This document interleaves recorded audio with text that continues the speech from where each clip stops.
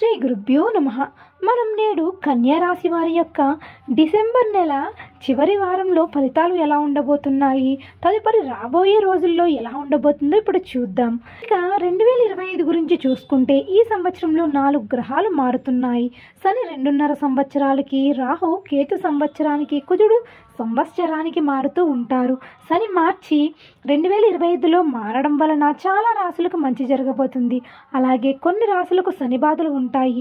మే 18 తరువాత చాలా మార్పులు జరుగుతాయి.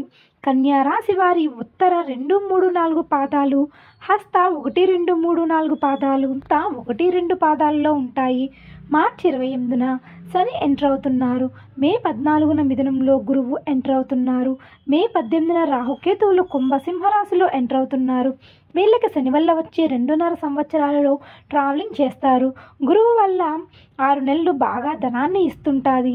ఇక రాహు వల్ల మొదట 6 నెలలు గొడవలు పడవలసిన తరువాత ధనాన్ని ఇస్తుంది. గ్రహాల తరువాత చూసుకున్నట్లు అయితే ఈసారి శని 7వ స్థానంలో ఉంది. అందువల్ల దీన్ని కంటక శని అంటారు.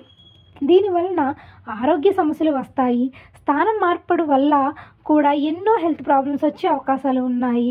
తరువాత గురువు మొదట 5 నెలలు మంచి ధనాన్ని ఇచ్చేలా ఉన్నాడు.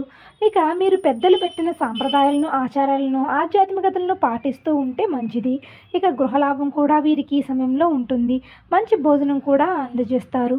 ఇక నిత్య స్త్రీ జన సంపర్క వలన వీరికి ఎంతో మంచి జరుగుతుంది. ఇక మే తరువాత వీరికి ధనం తక్కువగా ఉంటుంది. వృధా సంచారం కూడా చేస్తూ ఉంటారు. వాళ్ళ ఇంట్లో వాళ్ళే వీరిని దూషిస్తూ ఉంటారు. తరువాత రాహు కూడా మొదటి 5 నెలలు నెగిటివ్ రిజల్ట్ ఇస్తాడు. తరువాత పాజిటివ్గా ఉంటాడు.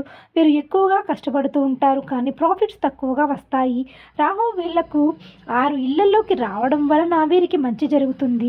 మనోధైర్యం కూడా ఎక్కువగా ఉంటుంది. బుద్ధి కూడా ఈ సమయంలో వీరికి బాగుంటుందని చెప్పాలి.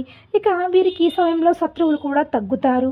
వీరికి గోలాభం, భూలాభం, శత్రులాభం కూడా ఈ సమయంలో ఉంటాయి. ఇక వీరికి 60% బాగుంటుంది. 40% మాత్రం ఛాలెంజింగ్గా ఉంటుంది. ఉత్తర పాల్గొనే నక్షత్రం ప్రకారం చాలా పాజిటివ్ పాయింట్స్ ఉన్నాయి. ఉద్యోగంలో ప్రమోషన్, ధనలాభం, రాజ్య సమాన సౌఖ్యంగా ఉంటారు.